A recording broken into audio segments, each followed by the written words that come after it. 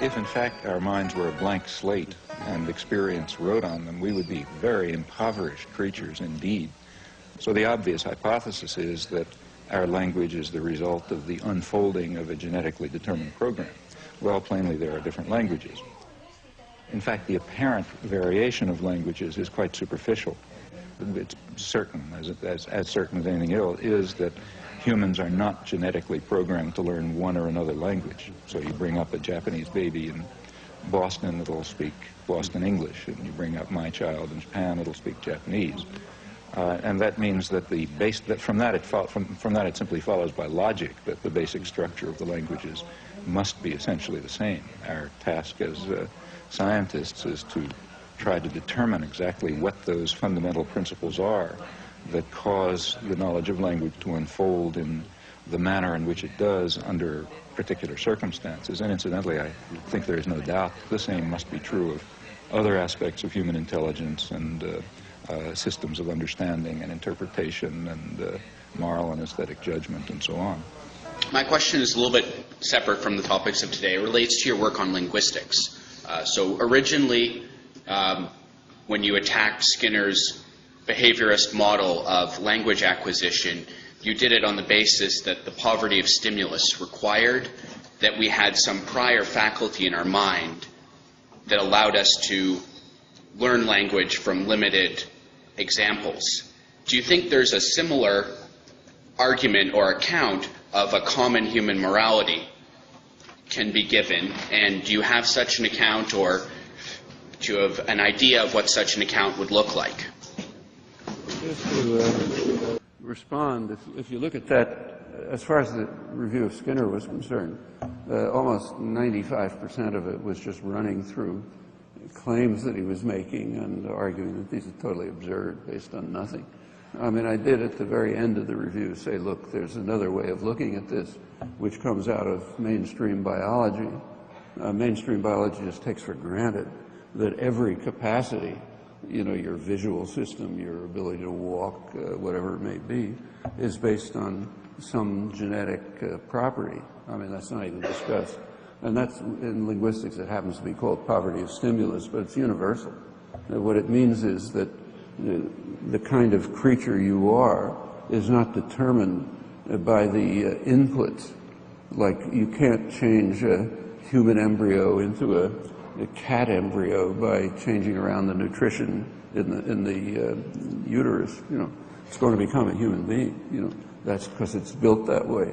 That's just a biological truism, and it's presumably no reason to doubt that it's also true of language. I think it is. What about morality? Well, I think it's the same thing. Actually, that was pointed out by David Hume. He is, you know, the leading empiricist, but there's a lot of confusion about what empiricism is. The empiricists, like Locke and Hume and others, contrary to illusions, they believed in innate structure. And the reason is they were not idiots. I mean, of course, everything that happens comes out of innate, in a large part, out of innate structure. Well, what about morality? Hume couldn't give much of a proof, but he said, he just made some observations, which are correct. He said, look, we're constantly making moral decisions in new situations, and they're pretty consistent, and other people pretty much comprehend them, and so on. Well, if we're doing that, it must be that we have some principles that are lying behind it. And the principles can't be picked up by induction. And in fact, in his view, nothing can. It's all what he called animal instinct. It's coming from animal instinct. That's what's now called genetic endowment. So genetic endowment is determining our capacity to gain knowledge, understanding, develop moral principles, and so on and so forth. And I think that's I don't see how that can be false. Well, the next problem is to try to go on and find out what they are. Well, there's plenty of work on that. That's, in fact, a large part of the content of the classical moral philosophy. And it's picked up again in modern work. For example, John Rawls's famous theory of justice. A week or two ago, in the New York Times, Christopher Lehman Haupt reviewed Beyond Freedom and Dignity. He began with two sentences dear to the hearts of my publishers, who were not going to allow them to get lost under a bushel. Later on, though, really seriously concerned about some of the implications, he tries to fault me, and he writes as follows. Well then, what about the most serious and best advertised attack that has been leveled against behaviorism in recent years, namely Noam Chomsky's attempts to demonstrate man's innate linguistic powers, which began with Chomsky's famous review of Skinner's book, Verbal Behavior. Skinner says nothing explicit on the matter in Beyond Freedom and Dignity. Indeed, Chomsky's name is never brought up, which seems disingenuous on Skinner's part. Have we got him there? Well, let me tell you about Chomsky. I published Verbal Behavior in 1957. In 1958, I received a 55-page typewritten review by someone whom I had never heard of, named Noam Chomsky. I read half a dozen pages and saw that he had missed the point of my book and read no further. In 1959, I received a reprint from a journal called Language, reduced now to 32 pages in type, and saw that it was the same review by this unknown character, and so I put it aside without reading it. Then, of course, Chomsky's star rose. A whole new movement welled up in linguistics, generative transformational grammar. And the linguists have this peculiar capacity to make whatever they do seem terribly important. I remember a decade when we were all excited about the analysis of the phoneme, and then a decade when it was semantics, backed up a bit by the logical positivists. And then came the decade of syntax and grammar. And Chomsky's review of my book began to be widely cited and reproduced, reprinted. It became much better known than my book. And then word got around, why was I not answering it? Well, by that time, I had no inclination to do so at all. In the first place, if I were to answer it, I should have had to read it. And I had no intention of doing that. Moreover, I should have had to read up on generative grammar, which I found very boring. And I should have had to go into the broader issues. Chomsky is the intellectual child of Roman Jakobson, and Claude Lévi-Strauss is another in another field, anthropology. And they represent a movement called structuralism, which is quite clearly not my cup of tea. It is an effort to explain behavior in terms of the form or topography or structure of the behavior without appealing to any prior causes. And this seems to me a hopeless task. So I actually didn't answer Chomsky. Unfortunately, I don't need to now because a psychologist, Kenneth McCorquodale, has done a beautiful job taking Chomsky's review apart page by page. This has been published in the Journal of the Experimental Analysis of Behavior. But the whole thing got out of hand. It went way beyond linguistics. It began to be said that I was the modern representative of John Locke back in the 17th century, the British empiricist, who felt that the mind began as a clean slate, tabula rasa, and that all knowledge came from experience. Well, Chomsky was the modern intellectual descendant of René Descartes, the rationalist, who believed that you had to think even before you were aware that you existed. Newsweek magazine wrote an article along these lines several years ago, and more or less implied that I was winning out. This enraged the Chomskyites, and a flood of letters came in, of which Newsweek thought it wise to publish 4. Each one, in its own way, repeated a common misunderstanding of my position. One contended that I am a stimulus response psychologist, which I am not. Another contended that I think people are nothing more than pigeons, which I do not. The one I liked best had at least a touch of wit. Going back to those 17th century progenitors, the letter writer advised Newsweek to lock up Skinner and give Chomsky des cartes blanches.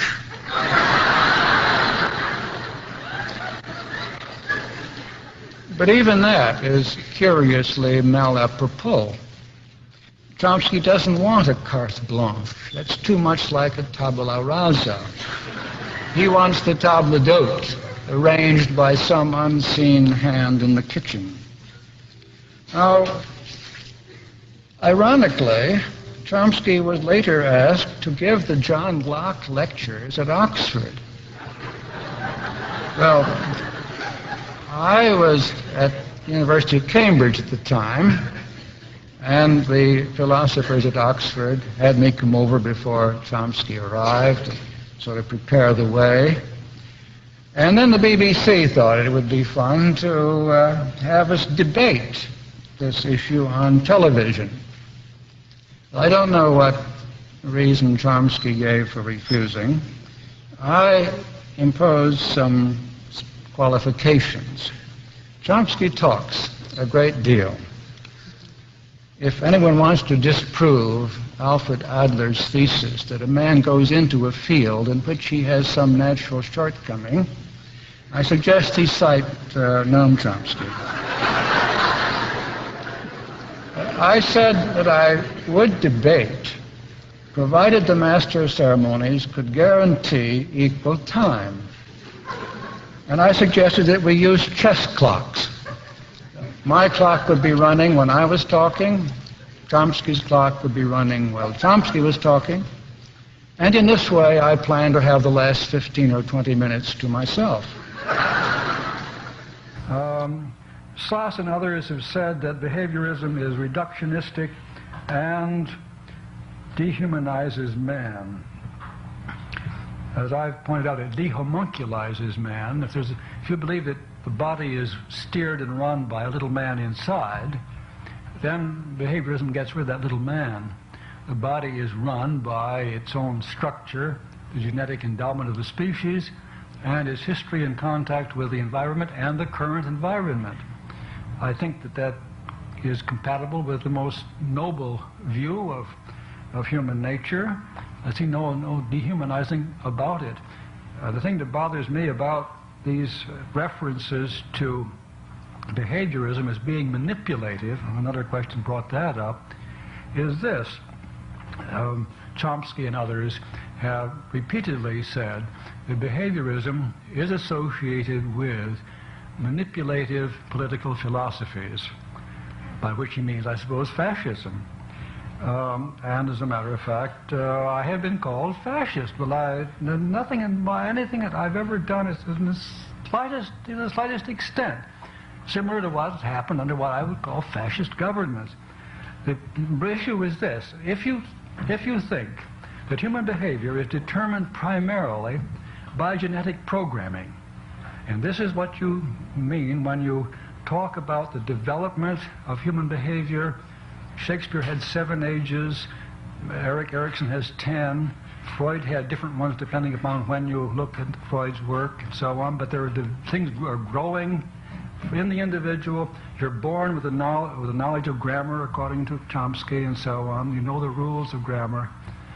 If you think that we develop in the sense of grow, like an embryo, And Chomsky has said, Roger Brown has said, that the development of language is like embryonic growth.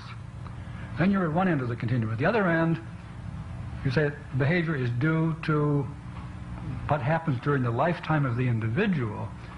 You don't deny that you start with an organism, and that is genetic, but it is pliable, manipulable, you can change it. Then, quite clearly, in that case, manipulation is at the end of the environmental end of the continuum.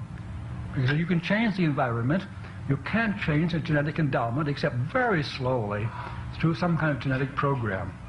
And nobody pays much attention to eugenics these days or any kind of effort. You can't make people speak grammatically by breeding people with better innate grammar. It don't work that way.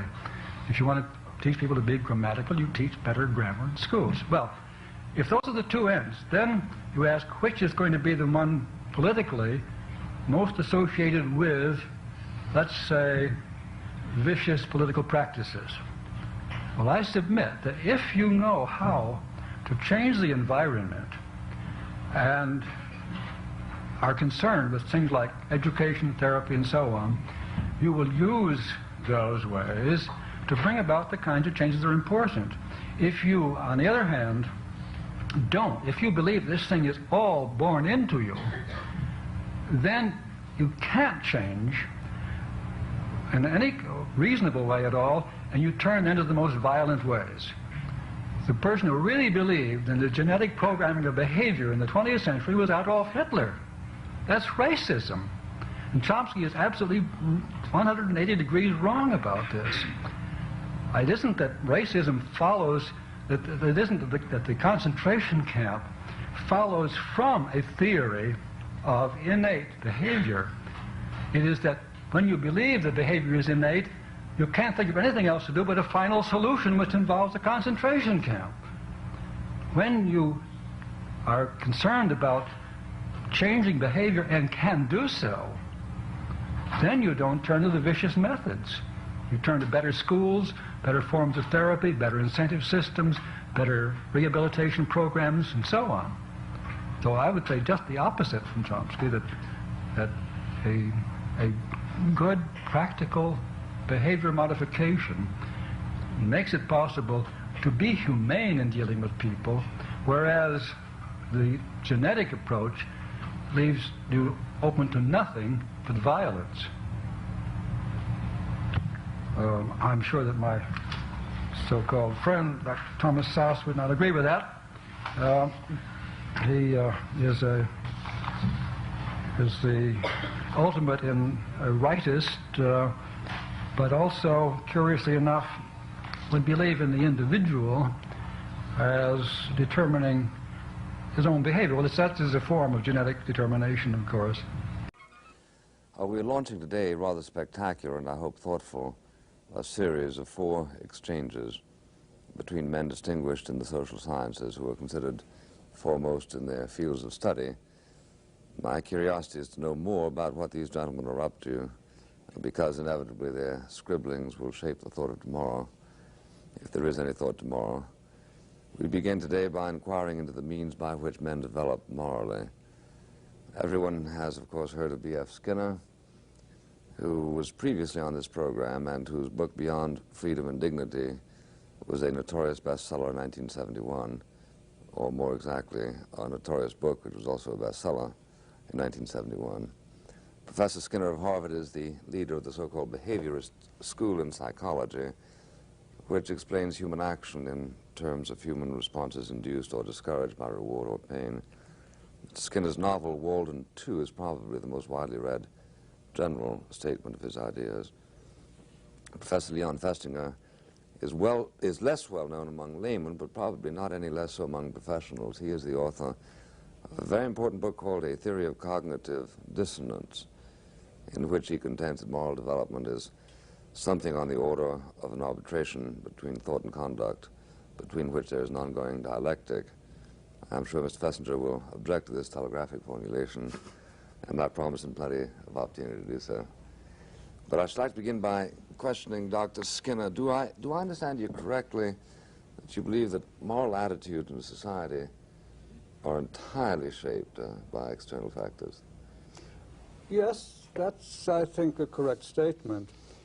I don't deny that people who behave morally feel moral when they're doing so, but I want to know why they behave that way, and I think you must look to the social sanctions, beginning when a child is very small, working on him throughout his lifetime, which lead him to behave in ways which to some extent control his own selfish impulses and make him more responsive to the interests of others.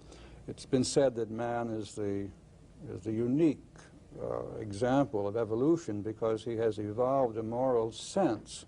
I think that's putting it the wrong way. What the human species has done is to construct a social environment, a culture or many cultures, which are essentially situations in which individuals come to behave in ways which are related to the good of others rather than their own personal good.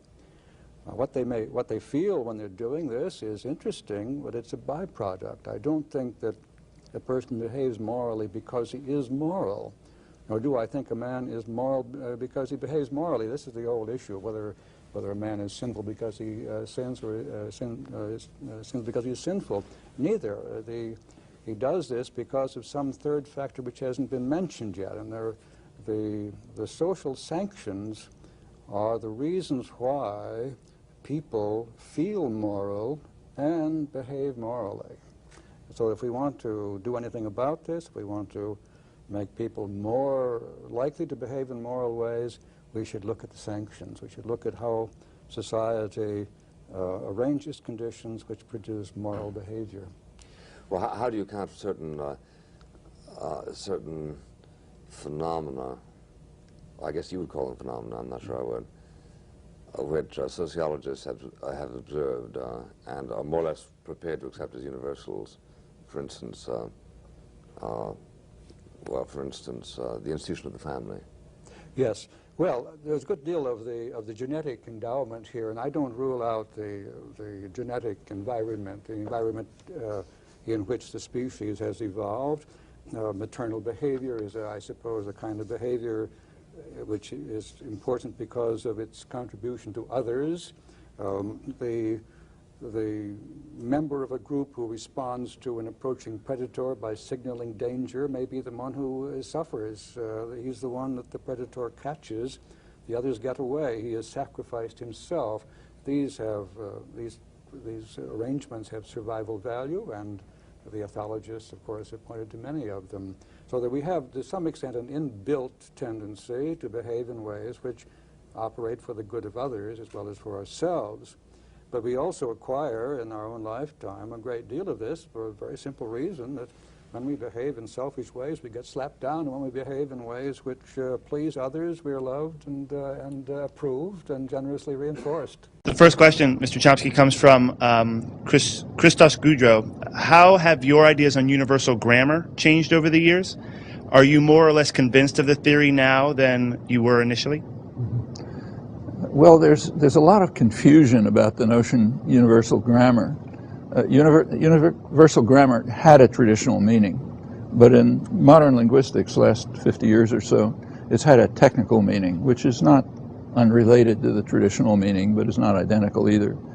Universal grammar is just the name for the theory of the genetic component of the language faculty. I mean, transparently, there's some genetic component, right? There's a reason, say, why my granddaughter reflexively identified some part of her environment as language related, which is no small trick. Nobody knows how to duplicate that. And then more or less reflexively picked up the capacity that we're all now using. Whereas her pet, say, kitten, or a chimpanzee or songbird or whatever it may be, with exactly the same inputs, couldn't even take the first step, can't identify part of the environment as language related, obviously not the later steps. Well, there are two possible answers to how that happens. One is it's a miracle. The other is she has some specific genetic capacity that's like the capacity that had her grow arms and not wings, let's say. Just some fixed, or had a mammalian visual system, but not an insect visual system. Now, this is not controversial for anything except human higher mental faculties. For some reason, when people investigate human higher mental faculties, they have to be insane. You know, you can't accept the approach that we take to everything else in the world. The kind of a methodological dualism. Everything else in the world we study by the standard methods of science, but when we talk about human higher mental faculties, we have to become mystics. So therefore there's a controversy about the existence of universal grammar, which means a controversy about whether there is some genetic property that distinguishes humans from everybody else, which leads to to the ability to doing what we're now doing. But there shouldn't be any controversy about that. The only question is, what is it?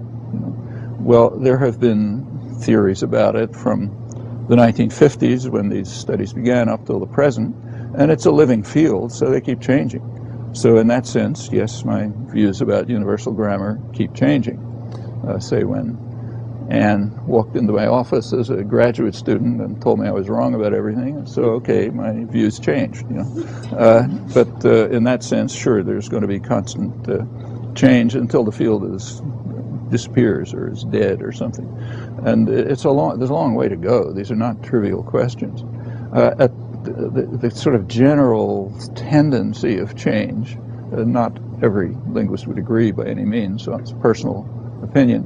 In the early stages, when the first question was asked seriously about 50 years ago as to how we are capable of doing what we do all the time, how are we capable of understanding, producing expressions which we've never heard, which may have never been uttered in the history of the language, and do it over an infinite range, various strange properties that they have as soon as you look at them. How can we do it?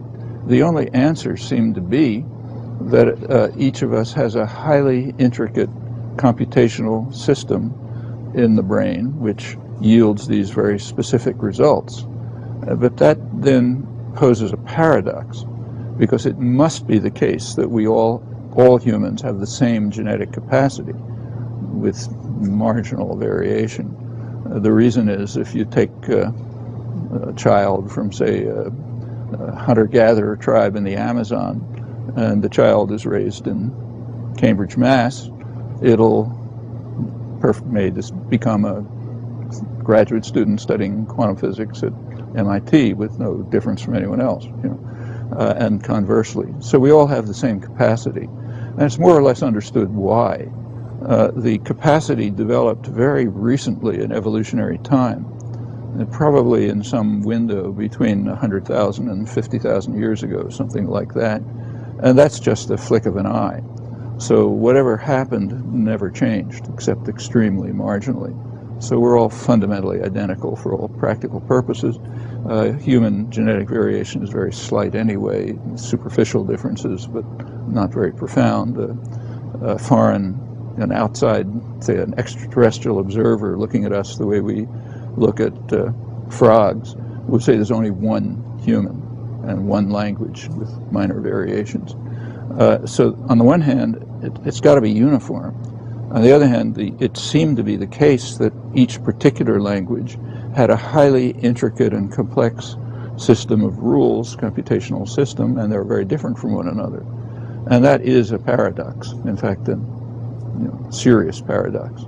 Well, over the years, there have been efforts to deal with it, to try to overcome the paradox. A major step was taken, and here views on universal grammar, at least for many of us, did change radically, was around 1980.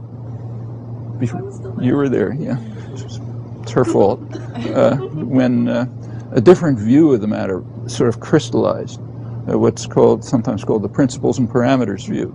The picture that that there are fixed principles which are really invariant. Nobody has to acquire them. They're part of universal grammar. And then there's a number of options that can be taken, called parameters, that the child has to pick up from experience. And they have to be pretty simple. You have to be able to pick them up from limited evidence, because that's all there is. So, for example, in some languages like English, it's called a head-first language. So the verb precedes the object, and a preposition precedes the object of the preposition, and so on. Other languages, like, say, Japanese, are almost the mirror image. The verb follows the object. The postpositions, not prepositions, and so on. So the languages are virtually mirror images of each other. And you have to set the parameter. The child has to set the parameter which says, am I talking English or am I talking Japanese? And that can be determined from very simple data. So that's a reasonable choice of a parameter. And the hope was that you could find some finite set of parameters, like a finite switch box, where you set the switch, the child has to set the switches one way or another, and can do it on the basis of fairly simple data. And then once this enters into a predetermined system of principles, you get things which superficially look very different, but are actually almost identical, just differing in superficial choices. Well, if you could work that out, you'd have solved the paradox. It's a long way to work that out. But that made it possible at least to confront the issue seriously without facing an immediate near self-contradiction. And it set off a lot of a really rich period of research and inquiry, and nothing like it in the thousands of years of history of study of language in the last 25, 30 years, of a wide variety of typologically different languages, new questions at a depth that could never have been proposed before, sometimes answers leading to new questions, and so on. It's been a very lively period. And it also raised another question. What about the principles? Where do they come from? And the fact, the choice of parameters. Where do these things come from? If they're in universal grammar, if they're part of the genetic endowment, then they had to evolve somehow. But not a lot could have evolved because it's too recent. You know, you go back 100,000 years, there's, as far as we know, nothing. Humans had the same anatomy. Anything that's preserved in the fossil record is about the same, you know, hundreds of thousands of years back. So some small change must have taken place in the brain, which somehow allowed all of this to suddenly blossom. And pretty soon after that, again in evolutionary time, like maybe a couple of tens of thousands of years, which is no time at all, humans started leaving East Africa, where we all come from, as far as anyone knows.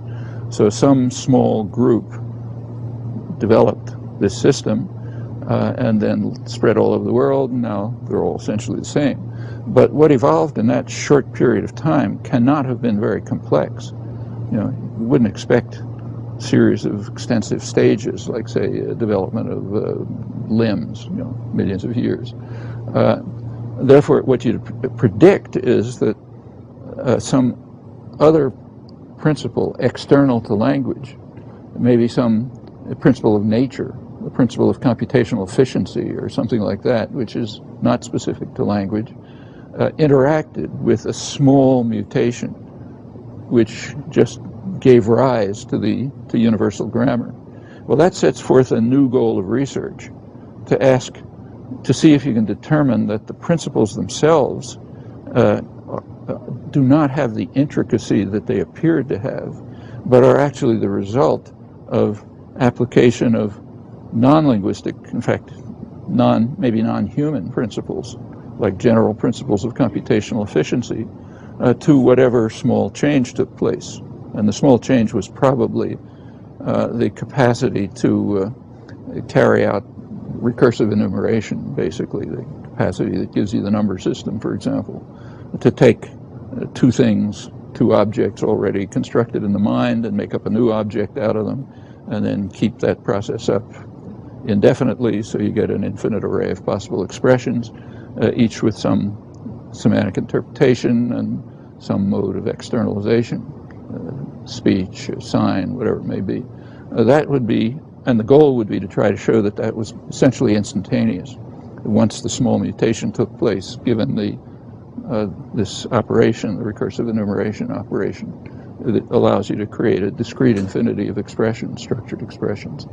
Well, that's at least a feasible picture. The trick is to show that it's true, or how close it is to true. Can you cut away at the apparent complexity of the principles and show that they can actually be accounted for in terms of general principles that hold for organisms generally, perhaps, and maybe even elsewhere in the physical world, and that are instantly or almost instantly applied once the original move is made to whatever small move it was to produce the capacity for recursive enumeration. Well, that's a goal. It's far from being attained, but in the last 15, 20 years, there's been considerable progress towards it. That is, a lot of things that it seemed 20 years ago you had to assign to the genetic endowment have now been rather plausibly shown to be possible consequences of just application, particularly of principles of computational efficiency, to a system which had only the ability to construct an infinite hierarchy of expressions. And that, we don't know enough about the brain to know how that might have happened, but that could have been a very small mutation, just changing something in somebody's genome and then spreading through the small breeding group. So that, in that respect, it's a goal, and steps have been taken towards it.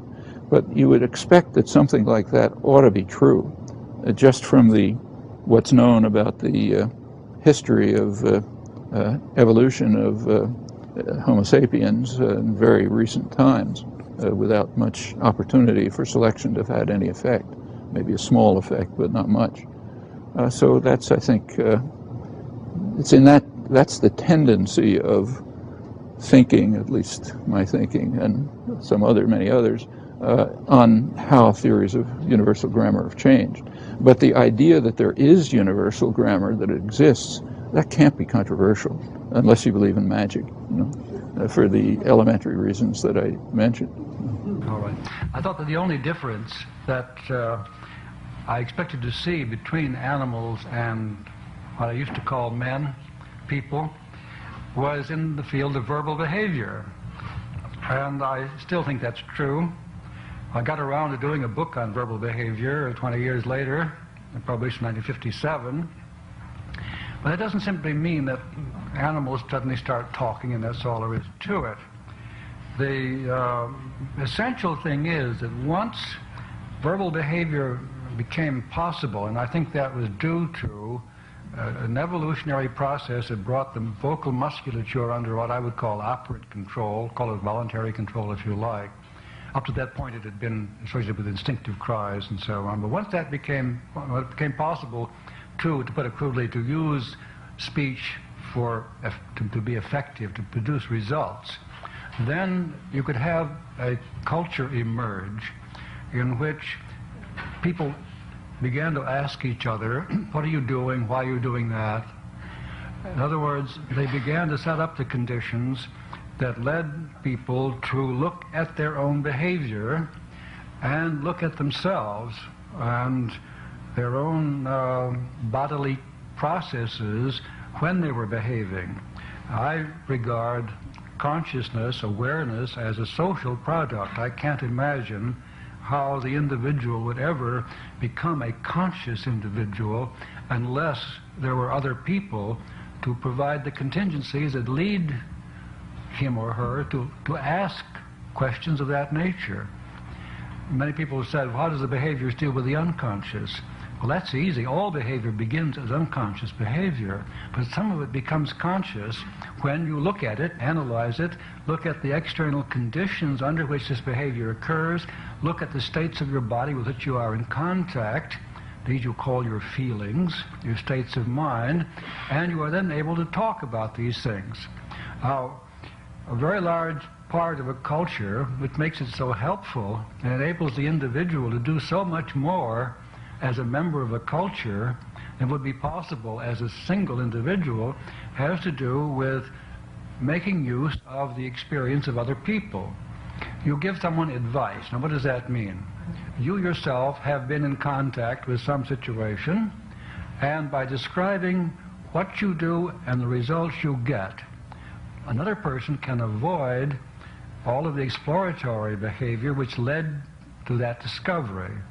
For example, if you just arrived in Miami, you might find a good restaurant through a process of just going and eating here, here, here, and here, until finally you find one which happens to be the kind of restaurant you like. But if you know someone who knows your tastes, that person can say, if you like good Italian food, go to Luigi's. I don't know whether there is a Luigi, so I'm not really puffing anybody up here.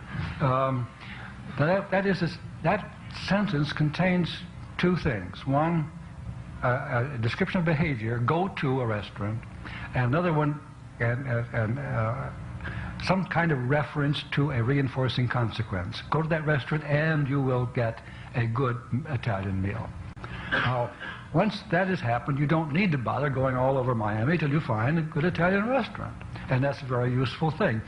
The advice that one person gives another, the warnings one gives another, the maxims and proverbs, which are sort of general kinds of advice that a culture can develop, these become extremely important. And I've argued, and I think I've convinced myself, that governmental and scientific laws are of this nature.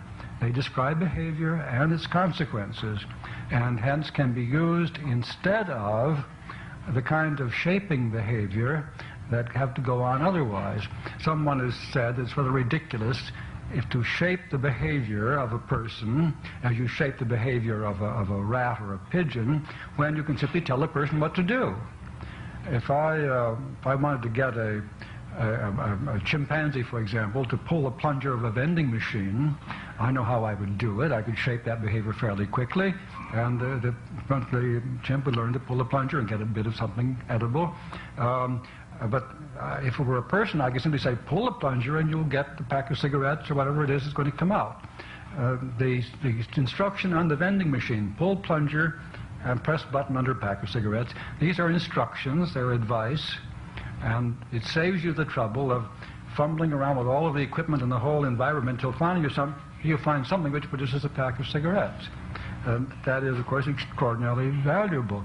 It does not mean that there's something wrong with the process of shaping behavior, because until you have acquired the behavior of following instructions, nothing else is available. And that is why, with animals, that's about all you have. You can teach animals an imitative repertoire, so you can teach a new response by giving an imitative model. It's very difficult to do, but you do it. And we do it with children. We use verbal descriptions of contingencies and imitative modeling, so that the child watching someone get something immediately knows what to do. But that doesn't come free. It's only after the child has learned to imitate that is possible, so that you don't avoid the essential shaping process in the first place. Now, the cognitive psychology, on the point I made this morning, is concerned with the way you talk about contingencies, the way you give reasons for doing things. And when I say, if you want a good Italian dinner, go to Luigi's, I give you reasons why you should go to Luigi's, because you get a good dinner when you do that. And this kind of thing is, of course, very commonly done, and it is the rational side of human behavior. But Freud saw what was wrong with that. I can say to a person, pull the plunger and you get his pack of cigarettes. But supposing this person is ruining himself gambling, and I say to him, okay, Tim, I can give you some very good advice, stop gambling. That's that.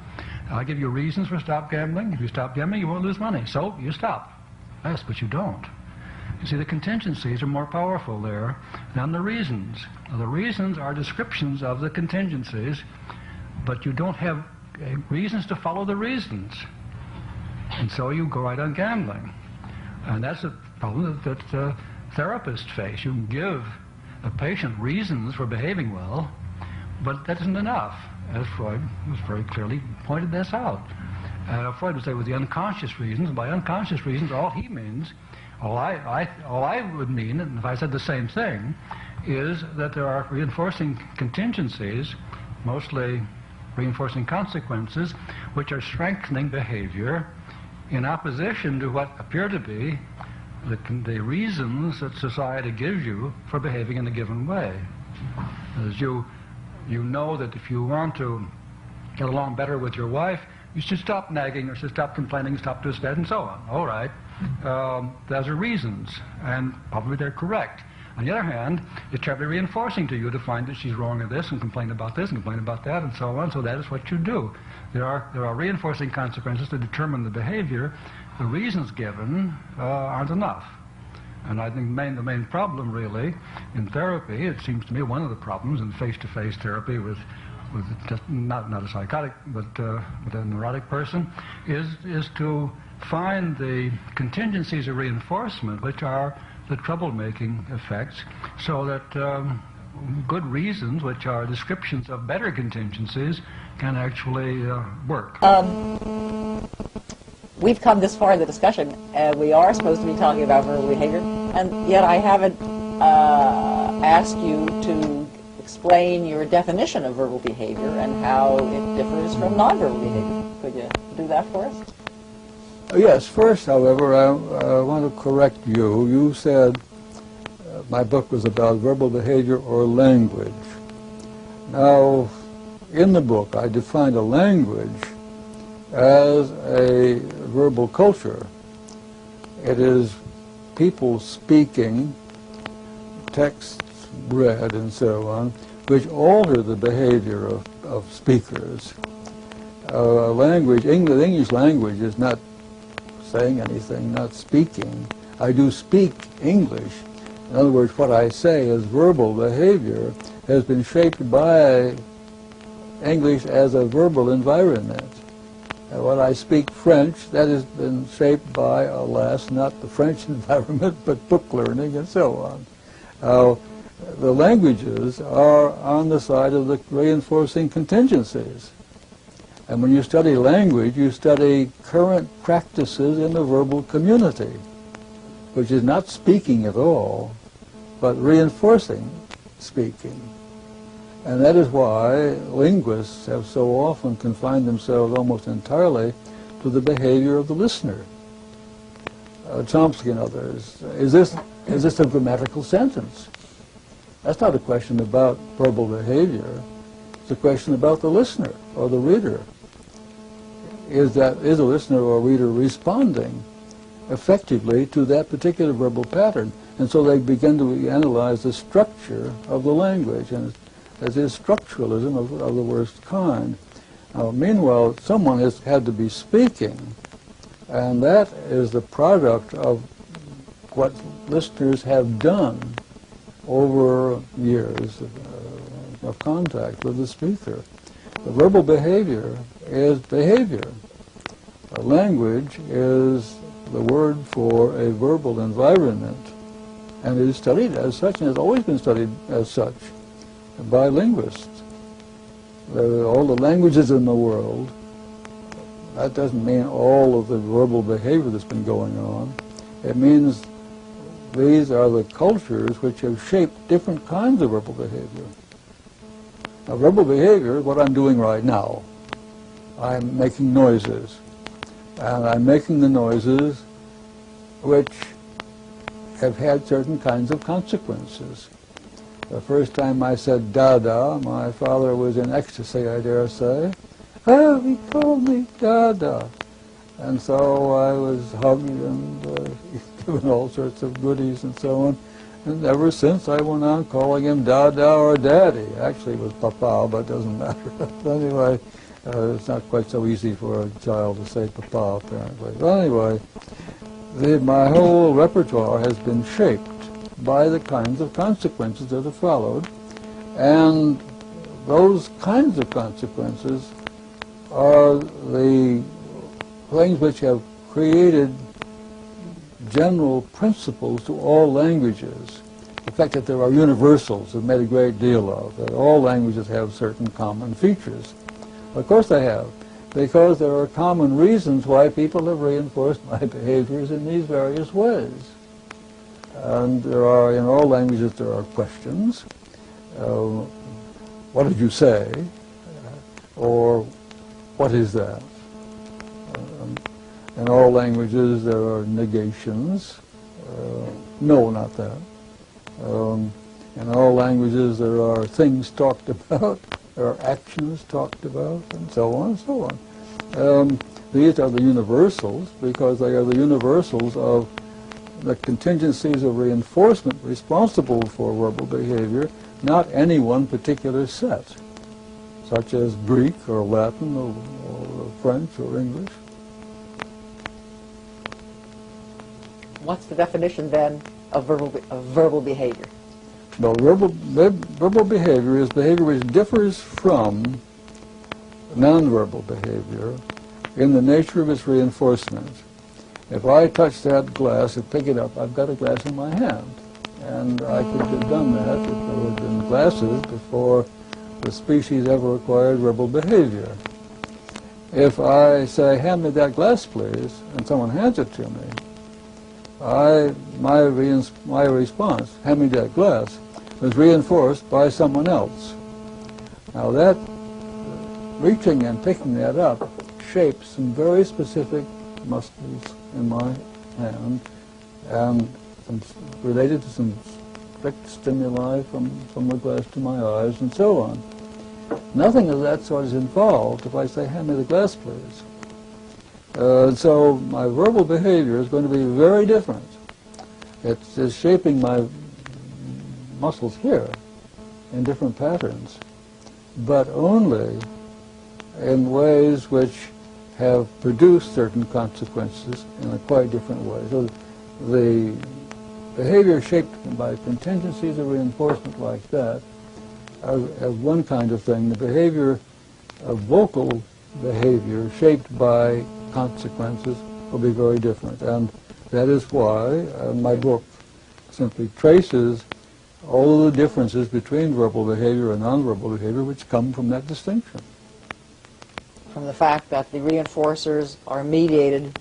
Somebody else must be you. No solitary person ever began to talk. Mm-hmm. Is the behavior of the listener verbal then? I would say no, except when you are speaking along with the speaker, and we do that a great deal. If we hear people sing the Star Spangled Banner before a ball game, we're probably singing along with what we're hearing, if we are very loyal people. And when we read a poem we know very well, we are saying it along with the speaker. Even though he may be dead for several hundred years, he said it, and in reading it, you are saying it. You're not just responding to it. The first time you responded to it, you had no cues to lead you to say it yourself. First time you read a poem, you word after word, but after that, you've heard this, done this 1,000 times, you're ahead of the text, and the text is prompting, or you may forget it and just recite the poem. Then you are the listener, the reader who is saying it. I'm going to come back to the question of the speaker and the listener. All right. You may remember that it has puzzled me for some time. Many people would say, probably you and I would agree, that what the listener does is every bit as complicated as what the speaker does. But you're saying that it's in what way is it different, except for not making noise?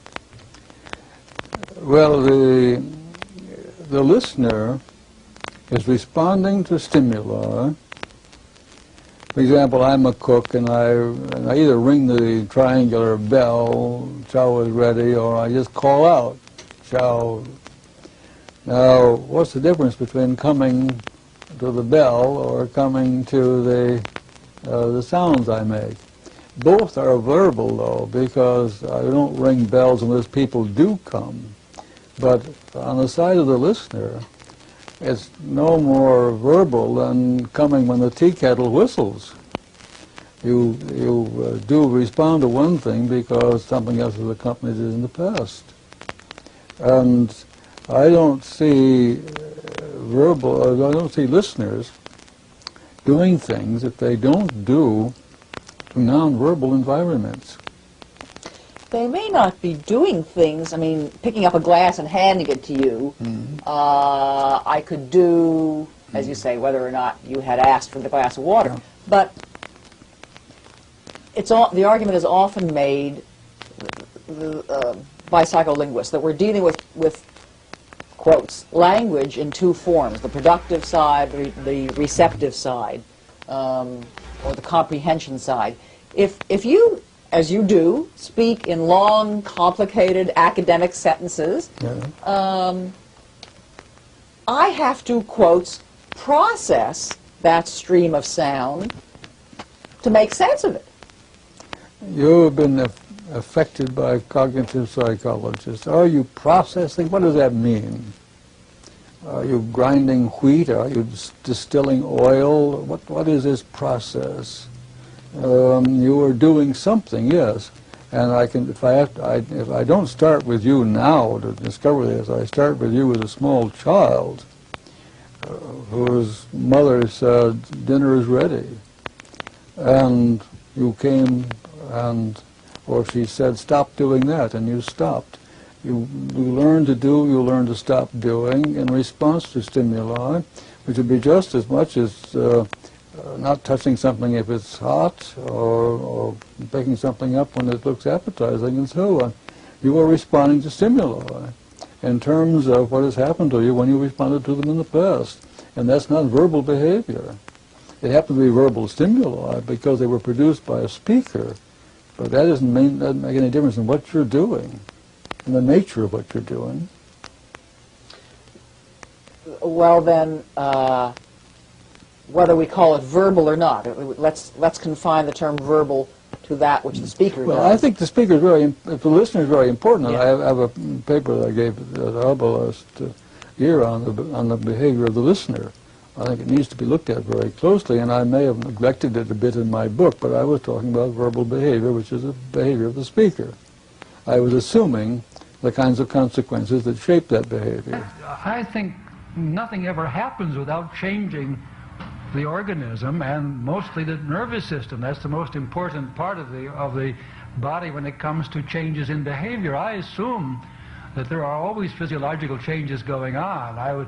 I'm not talking about a black box. I did not invent the expression the empty organism. I don't believe the organism is empty. I want to work as closely with physiology as possible. I think a good behavioral account is the very best thing you can do for the physiologist by telling them precisely what the assignment is. Am I answering your question or not? That's what I think is going on, but I have no other instruments to tell me the nature of those changes going on. I don't say because I don't know, but the physiologist is finding instruments to get in there and find out.